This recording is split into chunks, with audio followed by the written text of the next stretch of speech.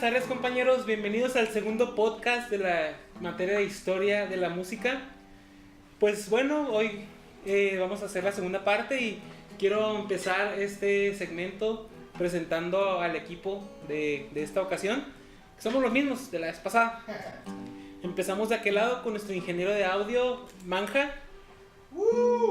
Después nuestro musicalizador de estrella, Isaías. ¿Qué tranza ese? Un saludo para la raza que la sigue cotorreando, Con ustedes tenemos al conductor estelar, Richie. Después seguimos con parte del staff, Eder. Y su servidor, José Hernández. No quiero dejar pasar esta mención especial para nuestra camarógrafa que nos ha estado apoyando, y es Abril. Y pues el tema que vamos a abordar hoy es Claudio Monteverdi. Y pues comencemos, compañeros, ¿qué les parece? Perfecto. Muy bien. bien. Muy bien. Buenas tardes. Chale. Claudio Giovanni Antonio Monteverdi, mejor conocido como Claudio Monteverdi.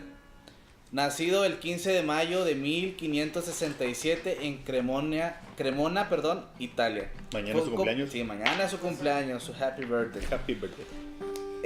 Fue un compositor, gambista y cantante italiano, marcando la transición entre la tradición polifónica y madrigalista, y es la figura más importante en la transición de la música del Renacimiento y Barroca. Una de sus principales influencias de muy joven fue un compositor flamenco llamado Giaches de Huert, un modernista que no era muy joven ya, pero la cruz de su estilo se basaba en que la música debería de compaginar exactamente con el sentimiento del texto. Eso le ha de haber influenciado más adelante a Monteverdi, ¿verdad? Que lo dejó marcado un poco. Y luego se sabe que su libro de madrigales contenía algo de esta influencia en los movimientos, aunque su entendimiento era imperfecto todavía sobre las composiciones. Sus melodías eran angulares y sus armonías eran disonantes para que se emparejaran con los textos, a tal grado de que generaban neurosis con sus primeras composiciones. ¿Qué es eso? Las neurosis ya son problemas psicológicos reflejados en una canción. Estaba pesado el chavo, o sea, sus primeros libros los escribió cuando... Su primer libro lo publicó a los 17 años. ¿Qué hacías tú a los 17 años? Aparte de estar parado en la esquina tomándote una caguama ahí con los compas, contando piedras, porque en aquel entonces todavía se juntaban las piedras. Sí, pues ya eso era ya... A los 17 estaba arruinando mi vida. Así es. Fue la primera vez que te inyectaste, ¿no? No, tuve novia. Y pues casi. Chale. Tú no, amor, tú no. En 1599 el vato se casó con una cantante llamada Claudia Cataneo. Tuvo 3 hijos, uno de los cuales se murió cuando era un infante. ¿Quién no le ha pasado? ¿Quién no se ha muerto en su infancia? A todos los músicos se les mueren sus hijos en la infancia. ¿Qué les pasa? ¿Por qué no murió yo? Yo creo que eran muy vagos, estaban demasiado ocupados ensayando y dejaban a los chamacos donde fuera.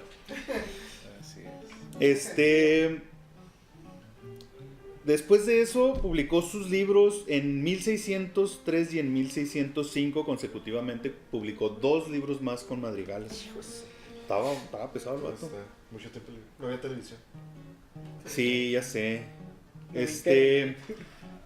Sus avances musicales, especialmente en la disonancia prolongada, provocó que tuviera muchas críticas. Hubo una crítica muy, muy fuerte que le dio un boloñés llamado Giovanni Maria Artusi en una serie de panfletos que imprimió y distribuyó ahí para quemarlo al vato. Entonces este vato pues no se agüitó. Su siguiente libro hizo una publicación sobre su ¿cómo se llama?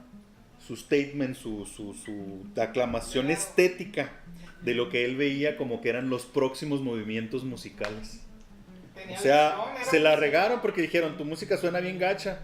Pero el vato se la sacó de la manga y dijo, no, lo que pasa es que son los próximos movimientos musicales. Tú todavía no sabes ni de qué hablamos, compa. Permítame Estás fuera de servirte esto. para mandar saludos a nuestros fans. Fans, gracias, aquí en cabina. José están aquí. Cera está en la casa, está allá afuera. No le dejamos pasar porque no trae invitación, así que lo siento. Miren, Entonces- aparte de un genio musical, sabía vender sus ideas de manera Sí. impresionante. Yo creo que es lo que Sí. es parte importante de por qué tenemos esa imagen de Claudio Monteverde.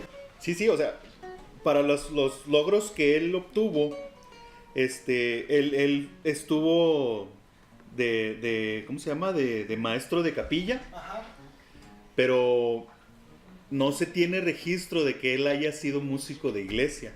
Entonces, Pero no, su estaba educación fue chiquito, privada. cuando estaba joven, su primer acercamiento con la música supongo que fue la iglesia, ¿no? Sí. Que creo que participaba Sí, en pero el sí. coro. Iglesia con un Ajá. sacerdote.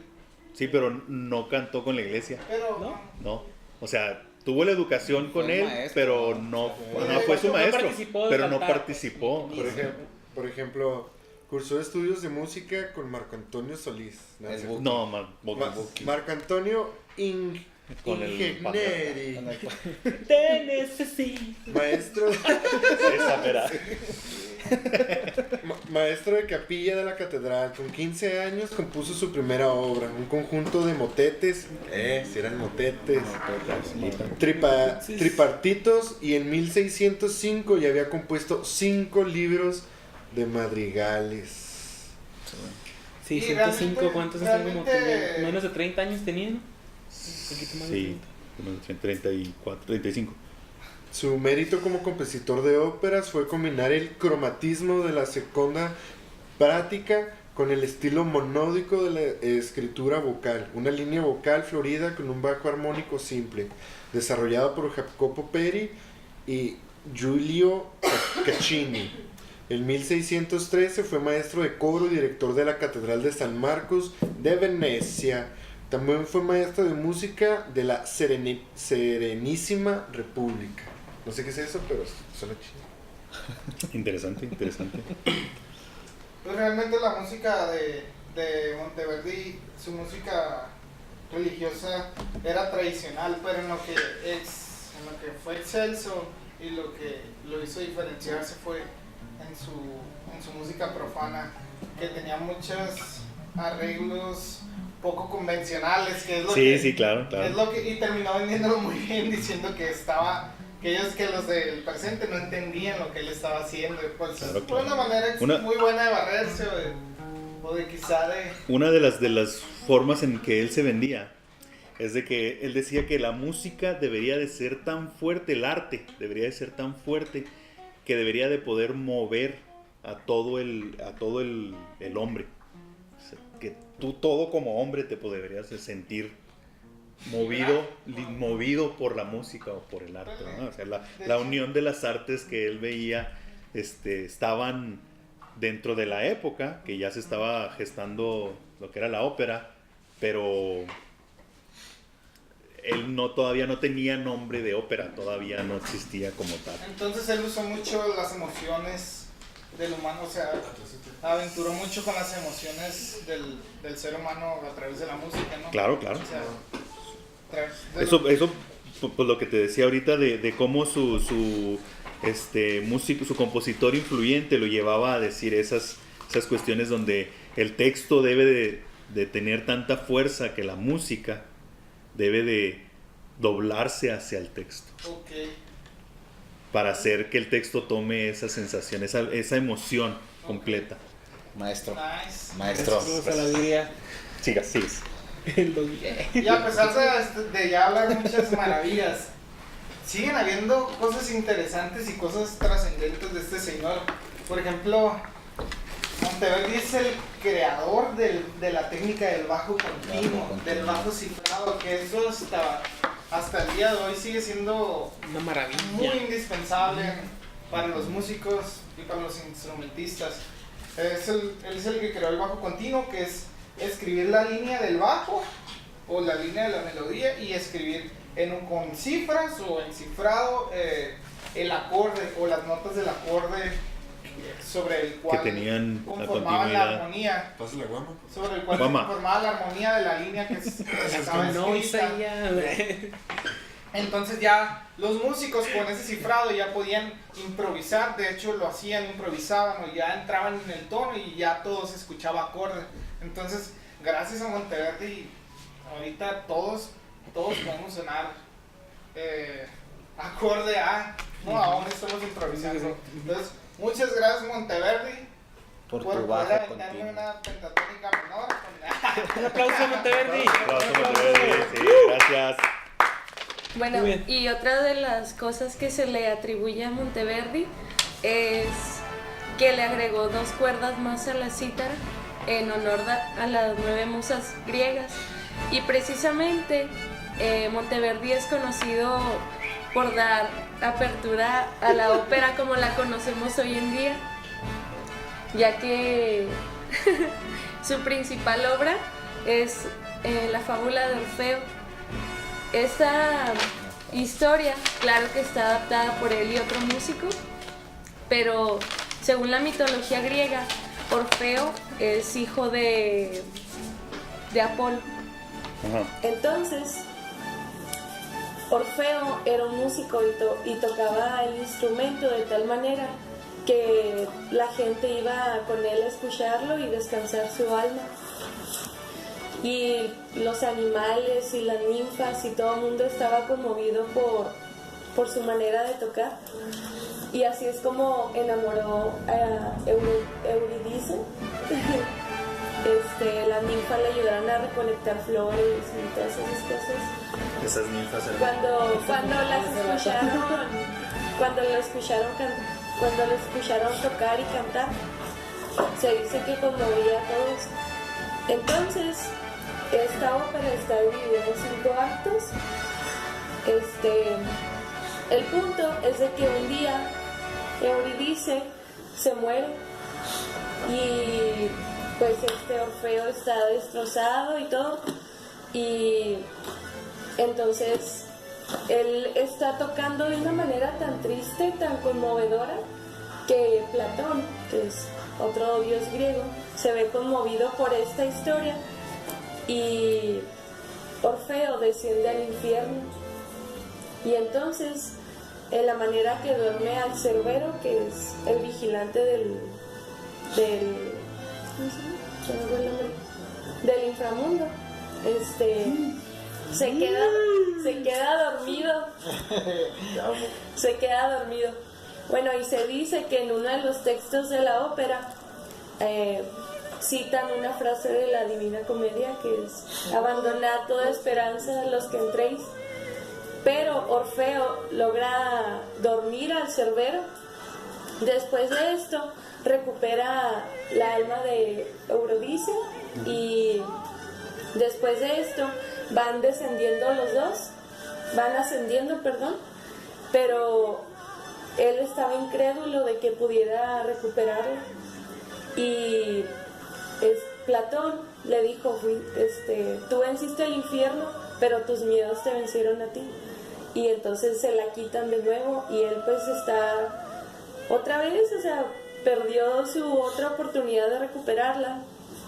Y su padre Apolo le dice: no te preocupes, vámonos al cielo y ahí la vas a encontrar en el sol y las estrellas. Pero bueno, esto hace alegoría pues de que él muere, ¿no? Ya se van a decir.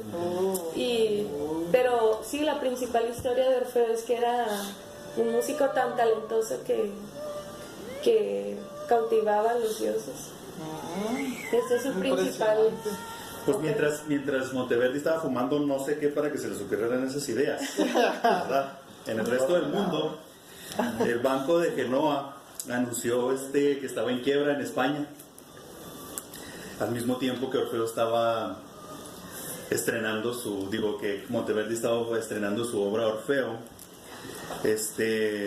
Hubo inundaciones en Inglaterra en 200 millas cuadradas que tuvieron 2000 casualidades.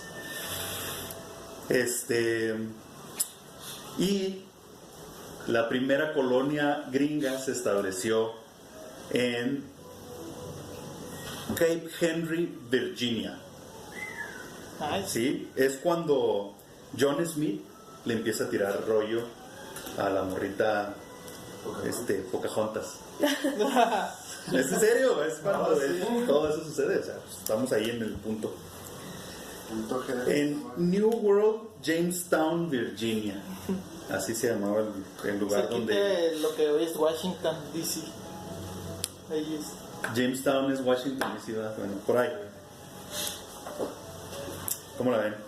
Muy bien. No, está chido ese pedo. Interesante. Ópera se estrena en un lado, una colonia llega a otro país y se establece a matar a los indios y los que no se mueran, darles los pedazos de tierra más feos para que ahí vivan, Meterlos en reservas.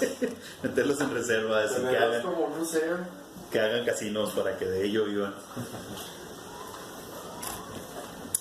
¿Qué más Pues es el han padre, sabido ustedes del señor Monteverdi? pues que es el padre de la ópera. Creador Sí, de sí, sí. Orfeo, la primera ópera y creó... De ahí creo, 18 después de haber óperas. creado Orfeo, creó el lamento de Ariadna. Lamento. Lamento de Ariadna. Este lo hizo después de que su esposa, después de estar enferma por mucho tiempo, fallece.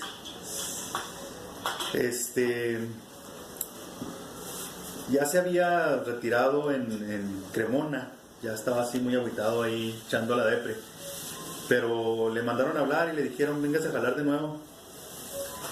Y hágase unas rolitas porque se va a casar Francesco Gonzaga a Margaret de Savoy. Y pues no le fue tan mal, porque después de que se regresó a trabajar, no nada más hizo las canciones para el festejo de la boda, sino también terminó haciendo un ballet, música para un intermezzo, y Lo que pasa es que antes de que Monteverdi hiciera la ópera en su formalidad, se consideraba que la ópera se daba como un entretenimiento en las obras de teatro. ¿Sí me explico? Entonces, ¿mande?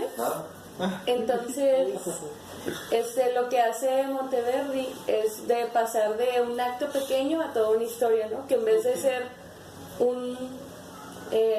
la apertura de un evento o el entretenimiento entre actos de una obra de teatro, sea ya algo más formal. Sí, se dice que él... Es que hagan de cuenta que no sé, la frase al público lo que pida, hagan de cuenta que los cantantes de ópera iban agarrando fama. Y era como que si en cualquier película a Pedro Infante le pidieran la de Amorcito Corazón, yo tengo sensación de un beso.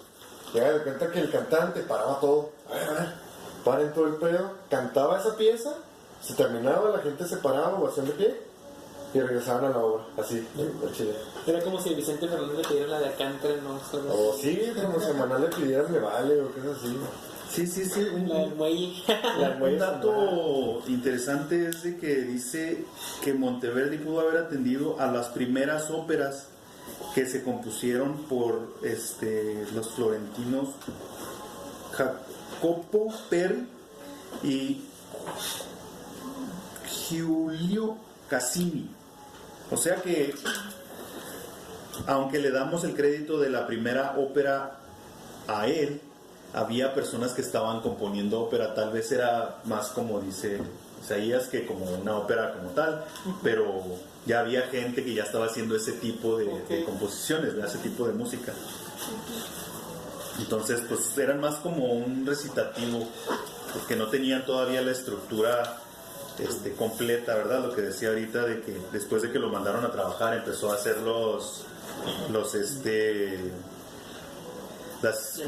las áreas, sí. Ajá. De hecho, la mente es un área, o sea, es la sección del área de Ariadna. De Ariana, perdón, del Ariana. Ya llevamos 20. Vamos a anotar, ¿no? Yo creo que yo dice. Y pues, Bueno, nada más para así como último detalle. cuando Monteverdi tenía 70 años, la chanza le jugó una buena y abrieron la primera sala de, ¿cómo se llama? Opera House. O sea, ya un establecimiento hecho especialmente para hacer la ópera, ¿verdad? Para un inspirado verano hindú. Y él todavía compuso para ese lugar, y ahí revivieron otra vez la ópera de Lamento de Ariadna. Órale. Pues de hecho, Y compuso 4 nuevas óperas. terminó componiendo un total de 18 óperas, ya, ¿no? Incluyéndola. Y de hecho, Ariana terminó siendo como un ejemplo del inicio de la ópera barroca. Uh-huh. O sea, Ariana es como que... Sí, Orfeo es el que lo puso como compositor de ópera, pero el Lamento de Ariana es la que lo sí, estableció así es como que, mira, aquí este es un ejemplo de donde inició la ópera barroca, Ariana. De esas 4 óperas que te digo que escribió ya cuando estaba viejito, nada más 2 quedaron en partitura. Uh-huh. La de el regreso de Ulises a su país, a la patria, y la coronación de Popea. Sí. Y son las que de las otras 2, pues no sé cuántas habrán sido. Pero sí, pues muy productivo el muchacho, muy productivo, grande. Definitivamente un grande en la historia de la música. Muchas gracias, Claudio Monteverdi, por tus aportes. Sí, pero al final no dijimos que se convirtió en un cura. Aparte. Tenemos que falleció el 21 de noviembre de 1643, ¿lo mencionaste? No, todavía no llegamos a su muerte, estábamos todavía hablando de su obra en vida. Pero sí. ¿Hay tantos ahí, no? Sí, no, aquí ya era cura. No pudo 11 con años la antes de fallecer, sí, se convirtió en cura. No pudo con la pérdida de su amada esposa. Y pues después de eso pues, entró a la práctica de ¿cómo se llama? Cuando te haces cura. Seminarista. En 1632. Uh-huh. Y durante ese tiempo produjo la mejor música de iglesia. O sea, donde quiera que estaba, literalmente el que es perico, donde quieres ver. Así es. Bueno, pues ya, ¿será tú? Pues sí, se nos acabó el tiempo. Muchas gracias a todos. Se nos acabó. Hace rato se nos acabó el tiempo. Muchas gracias a todos. Esperemos que les haya agradado y que hayan aprendido un poco de un señorón Monteverdi. Quiero acabar con esta frase, ya que pues se va a acabar el semestre, este segundo semestre de producción. Señores, ha sido un placer tocar con ustedes esta noche. Amén. Gracias, nos vemos próximo semestre con nuevas aventuras, nuevos shows, nuevos músicos. Estaremos hablando de no sé, ya veremos. A ver qué viene en el futuro. Gracias a todos. Estuvo con ustedes y Isaías, Richie, Ever, abrir las cámaras, servidor, productor de video.